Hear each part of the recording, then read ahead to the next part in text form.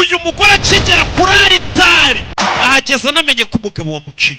Rocky Kimomo, iyi ni filime nziza cyane.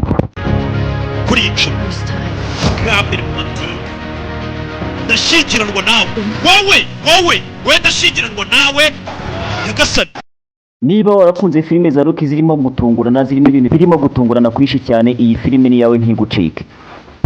Papa wagiye gushingiranwa nawe mubafana umugore y'isarakara. Iyi filime yitwa Merumi, ni filime nziza cyane yakiniwe n'umukinnyi w'umustar Jennifer Lopez. Nimba utarayireba yishaka uyirebe. Cyemezo cyo kuba umuntu afite depression ibyo gikoresha yanze umusore ku munsi w'ubukwe genda ngo bagiye kurongora wowe.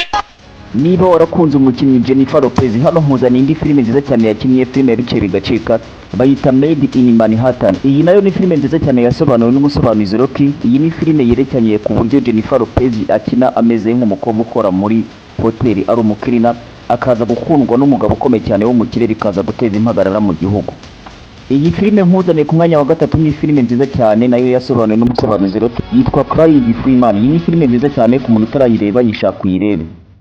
Filime mpuzaniye ku mwanya wa kane ni filime nziza cyane yakinwe n'icyamamare mwamenye mu mafilime menshi, The Rock. Ni filime nziza cyane yitwa Baywatch. Iyi nayo ni Rocky wayisobanuye, ikaba ari filime nziza cyane ku muntu utarayireba yishaka uyirebe. Indi filime mpuzaniye ku mwanya wa gatanu nayo yasobanuwe n'umusobanuzi Rocky, ni filime nziza cyane yabice bigacika. Irimo abastari benshi bagiye batandukanye, ariko hakaba harimo uzwi cyane nka Ben Affleck wakinnye yitwa Batman muri filime nziza cyane za zindi muzi nka DC. Iyi nayo bayita Triple Frontier.